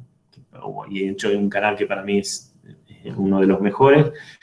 Y la persona, y tanto como yo no soy estadístico, hice varios cursos de estadística, la entiendo más o menos, pero nadie entiende exactamente qué está viendo la máquina para definir un patrón. Pensémoslo en nosotros mismos. ¿Cómo definimos o cómo programamos algo para que me diga una cara es una cara? ¿Cómo hace el cerebro para darse cuenta? Sí, sí, Por las formas, por lo que uno está viendo, los patrones, dónde están ubicados los ojos, la nariz, la boca. claro, pero si yo me pongo las dos manos así, también te das cuenta, vos podés ver de que atrás de mis manos hay una cara. El cerebro lo hace automático. Programar básicamente, y el análisis de Big Data es tratar de emular de alguna manera o tratar de simular de alguna manera el mismo patrón de pensamiento que hace el cerebro. De hecho, es bastante difícil de explicar. La mayoría de los programas y del software básicamente manejan datos. Toman un dato, le suman, le restan y eso después hará que se prenda o no se prenda un píxel o hace un cálculo. Básicamente lo que hacen los procesadores son cálculos. Las neuronas hacen lo mismo, calculan. A partir de tanta información que entra, ya sea de las neuronas sensoriales, la vista, el tacto, el gusto, el olfato, se dispara un pulso eléctrico. Y hay millones de neuronas conectadas que disparan pulso eléctrico que dicen, bueno, si se disparan estos pulsos eléctricos estás viendo una cara. Lo mismo lo podemos programar. Muchas veces, de hecho, pasa y vamos a ver algunos, vamos a trabajar sobre reconocimiento de texto y algo así como para empezar a imaginarnos de qué estamos hablando, y cuáles son los patrones que se ven y cómo podemos ver patrones o cómo la máquina puede ver patrones. Y la composición de muchos patrones diferentes, que es un poco lo que decías vos, Lía, nos dice, esto es una cara. ¿Qué es una cara? Tiene que tener dos ojos, nariz, una boca. Puede tener anteojos o no, sigue siendo una cara. Puede tener barba o no, sigue siendo una cara. Y no solamente eso, fácilmente pueden ver si estoy hablando, si me río, si no me río. ¿Cuál es la diferencia en una imagen? ¿Y cómo el cerebro lo ve? Bueno, eso un poco vamos a ver. Vamos a hacer, si les interesa, vamos a hacer una mínima cosa de inteligencia artificial, o mejor dicho, de armar una red neuronal para detectar algo. Es bastante simple, en principio. Pero tiene lo bueno o la característica que la sumatoria de un montón de cosas simples genera algo que es bastante inentendible, o al menos una información interesante. ¿Me cuentan algo más de ustedes? ¿Cuál es la idea o por qué están acá, tal vez? ¿Alguien quiere contarlo? Seguramente ya lo contaron, pero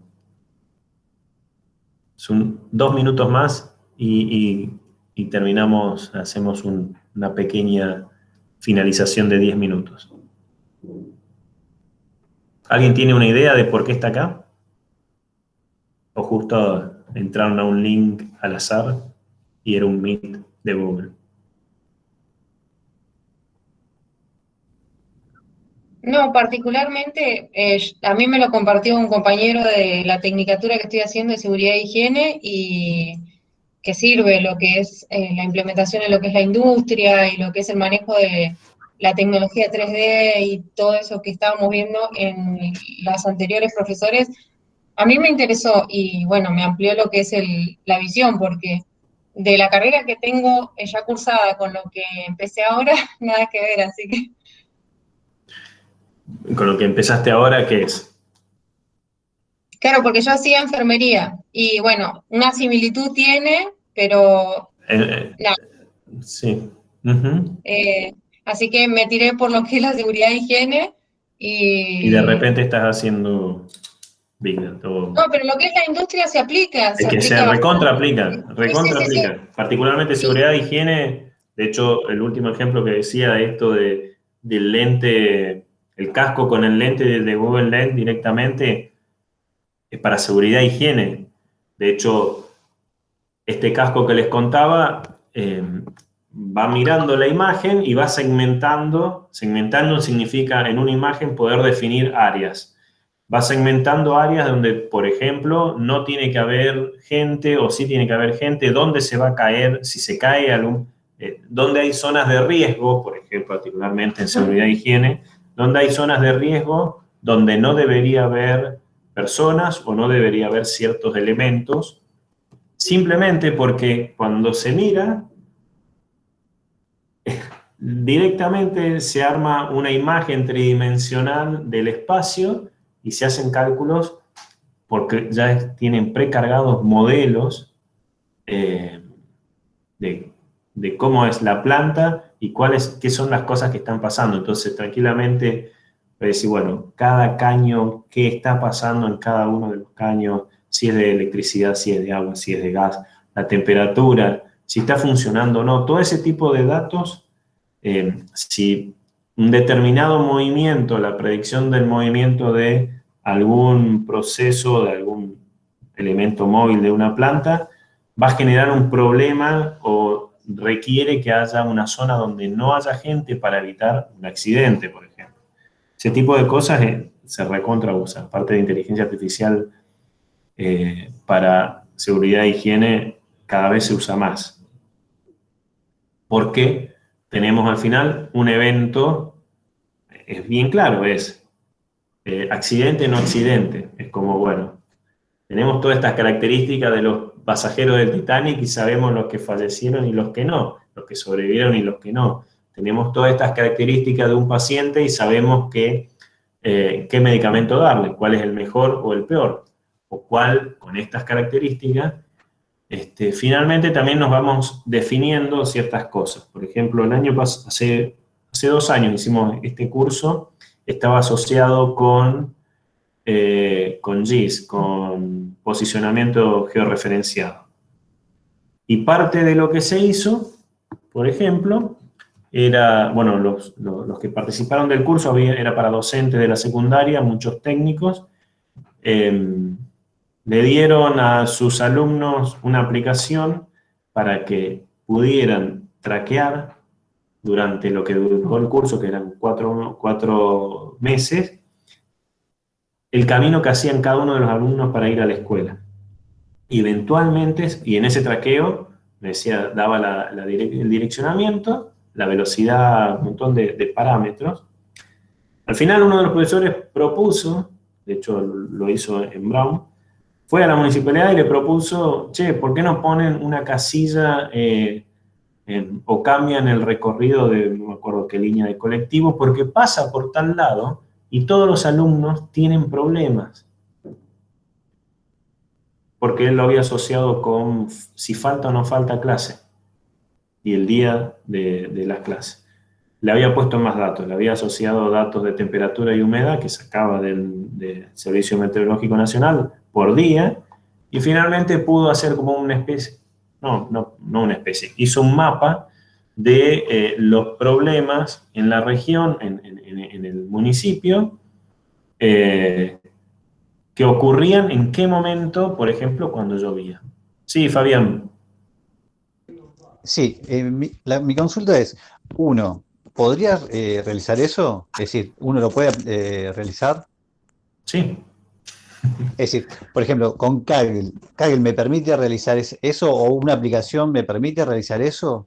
Sí, buscar en Kaggle ¿Qué herramientas, seguramente qué no herramientas lo... necesitaría para poderlo realizar?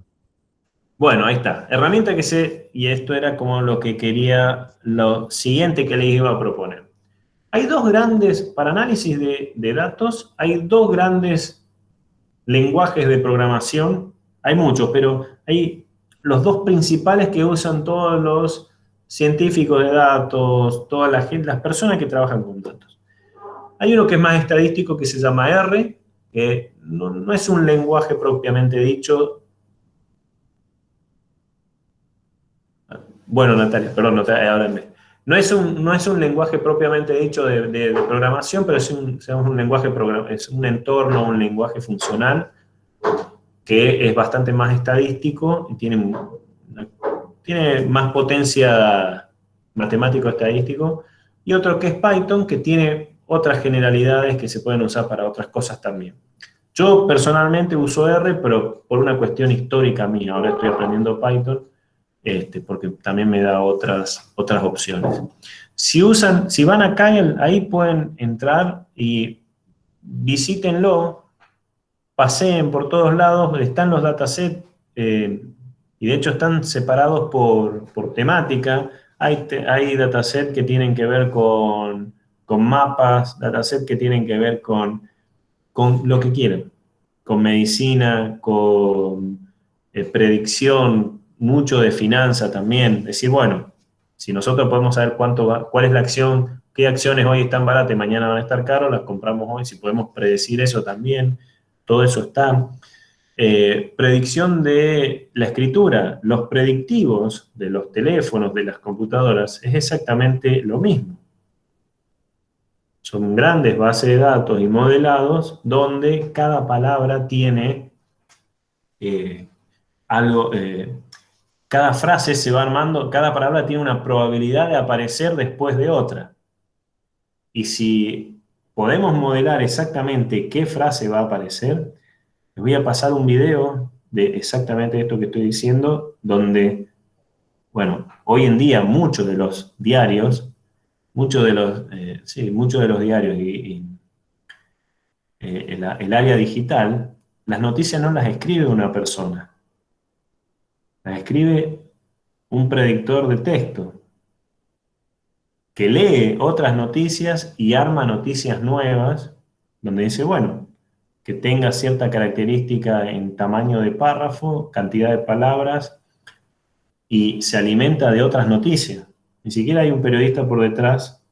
Para muchos de los, particularmente si ven algunas páginas de algunos diarios que tienen como noticias cortitas, no está muy desarrollado.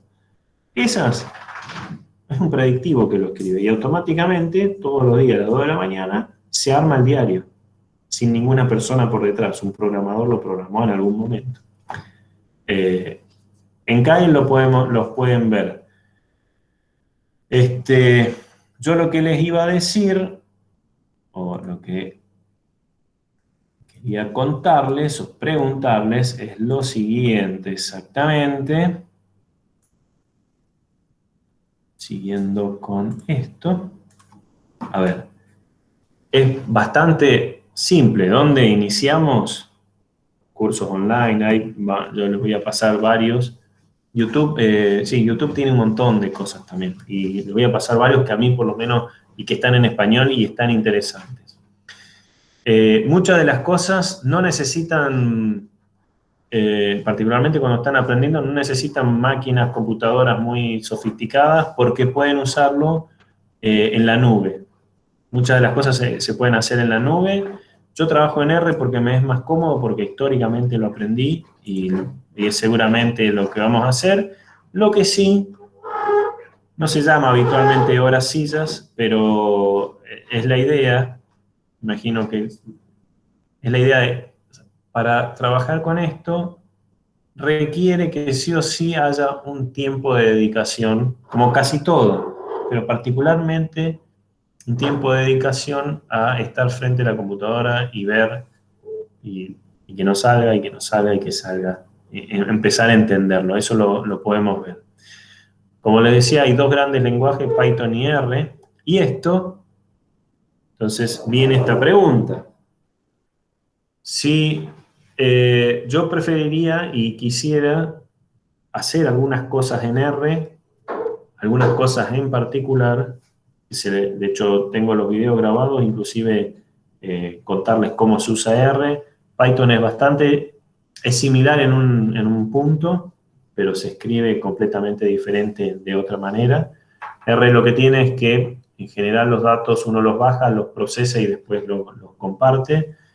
Yo hago todo en una notebook, tienen bastante buena, pero no es la mejor del mundo, y funciona perfectamente. Y también se puede hacer en la nube, no es un problema. Así que, desde ya, lo que no les dije, no les puse, no sé si completaron la encuesta. Es una pequeña encuesta. Si les voy a volver a decir de completar la encuesta, les voy a mandar una nueva encuesta para que me digan en qué están interesados. Yo sé que acá Jonathan me dice que está más interesado en Python. Lo entiendo, pero le vamos a hacer caso a Natalia y vamos a usar R. Porque estoy acostumbrado. Podemos trabajar en Python. Vayan a... Bueno, en ciencia de datos hay varios que están trabajando, o están haciendo ciencia de datos, los que están haciendo matemática, están usando R porque es más fácil de usar. No es más fácil, es más útil en ese caso. Lo mismo sirve para análisis de datos. R tiene la capacidad muchísimo mejor, mucho mejor capacidad de analizar datos en unas máquinas comunes. Python por ahí necesita un poquito más de aprendizaje. No es terrible, necesita ciertas cosas, pero como todo, poquito tiempo. Lo que sí les voy a pedir es que por favor me digan, que piensen un poquito, se los voy a dejar, les voy a mandar otra encuesta, que la voy a dejar abierta solo hasta el viernes. No sé, veo que ustedes en algún momento dijeron de que se los vamos a decir al grupo, que tienen un grupo de WhatsApp, me quieren sumar. Si lo tienen, desde ya les aviso si me quieren sumar. Si quieren, Ese es mi teléfono. Si me quieren sumar al grupo, así directamente, yo estoy más acostumbrado a trabajar con grupos de WhatsApp. Les mando la tarea ahí, la subo al campus, todo eso no es problema, pero en general es más rápido. Y puedo, si se les ocurre algo el domingo a las 3 de la tarde, una pregunta relacionada al tema, me la pueden hacer y en general lo respondo. Así que no es un problema. Bueno, ahí después entro al enlace.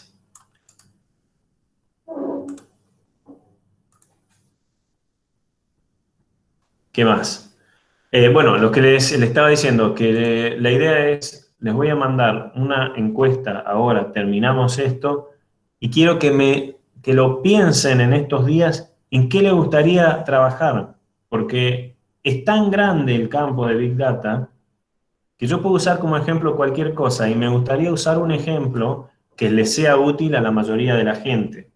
Si les doy un ejemplo de biología molecular, tal vez sea buenísimo para mí. Les voy a contar el concepto, van a entender el concepto de lo que queremos hablar, de lo que les estoy contando, pero les va a ser más difícil entender para qué lo van a usar. Entonces, ahora, si todos quieren, no sé, el predictivo de Netflix, podemos trabajar sobre eso. Cómo se predice cuál es un sistema de recomendación. Eso hay muchos tipos de cosas, un sistema de recomendación. Imagínense que esto es tan grande.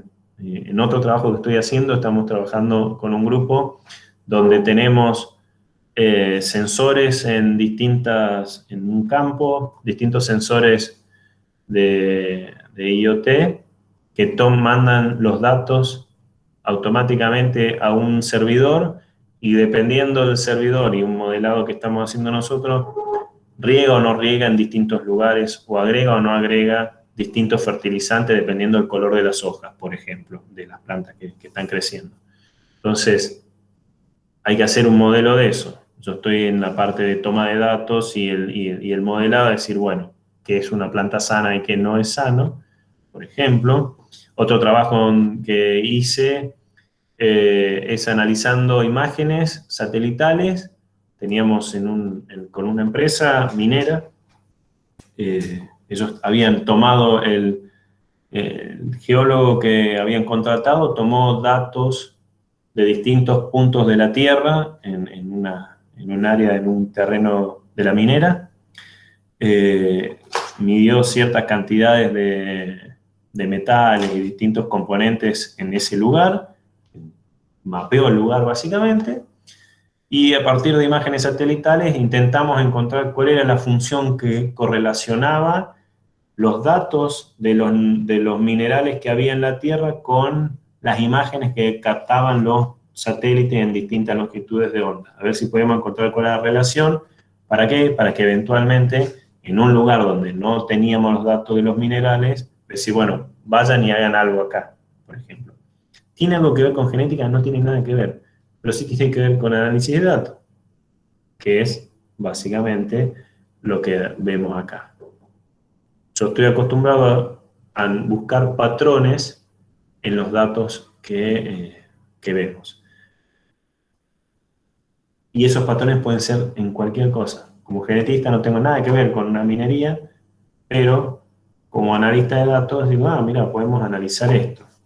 A eso se le sumó otra empresa que, como los datos del satélite no eran tan interesantes, otra empresa de drones, con un ingeniero en telecomunicaciones, y dijeron, bueno, mira, te damos los drones que se autocontrolan, vos todos los días abrí la valijita, el dron sube, saca la foto, ya tenía mapeado todo, manda las imágenes a un servidor, y nosotros acá analizamos ciertos parámetros en este caso es otra minera que hace minería a cielo abierto, ciertos parámetros de cuánto volumen de tierra se fue sacando o de la mina se fue extrayendo en ese momento, por día, y como ellos tenían y pesan todos los camiones que salen, fuimos haciendo el modelado de lo que ven las imágenes con la cantidad de tierra que se extrae, no era de tierra, era de calcita, bueno,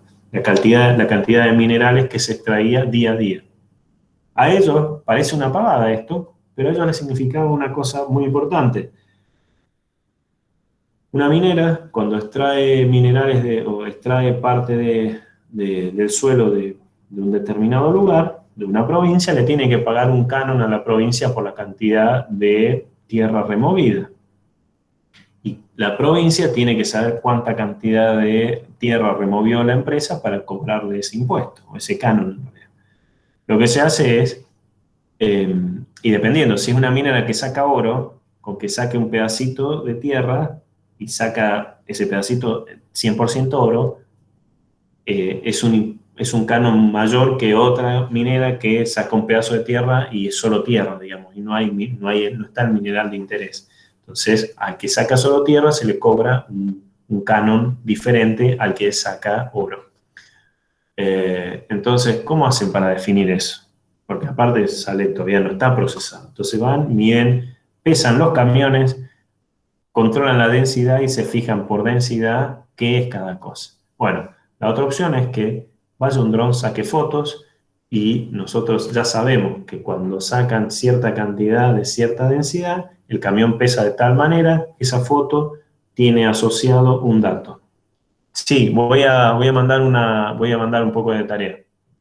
Más que nada van a ser ver algunos videos y particularmente instalar CR y jugar en algunas cositas, a ver si lo pueden hacer. De cualquier manera, si ya me inscribieron, me agregaron al WhatsApp, estoy ahí, voy a estar disponible para todo lo que quieran. La encuesta que les quiero mandar es solamente que me digan, piensen en qué les gustaría analizar con análisis de grandes datos. Así, de paso, también yo puedo buscar la base de datos, porque una cosa importante para Big Data es tener los datos. Si no, hay que generar o hay que empezar a colectarlos. Si es parte del proyecto, decir, bueno, necesito esta información, tengo que juntar estos datos para poder hacer algo. Así que bueno, vamos a dejar por acá y les mando la tarea y espero los resultados de las encuestas y cualquier consulta me lo hacen por el WhatsApp. Los que me escribieron al campus, imagínense, de repente tengo 800, literalmente 800 mensajes y cuando los empiezo a ver se me pierden todos. La verdad que el campus no es de lo mejor, lo más intuitivo el uso de los mensajes. Por eso prefiero que me suban al WhatsApp, yo estoy disponible ahí. Bueno, me despido, espero que les haya interesado y que podamos trabajar las próximas semanas en algo en particular, un poquito. No quiero que salgamos de acá vendiendo el nuevo Facebook, pero la idea es que se empiece a entender cómo podemos trabajar esto en lo que hacemos en el día a día. Y si no vamos a trabajar con esto, al menos entender lo que hacen con nuestros datos el resto de las empresas que nosotros nos creemos tan libres y no lo somos. Así que los dejo por acá. Saludos a todos y Chao, profe, nos vemos. nos vemos. Hasta luego. Chao. Chao, hasta luego. Hasta luego. Chao, buenas noches. Hasta luego. No, bueno,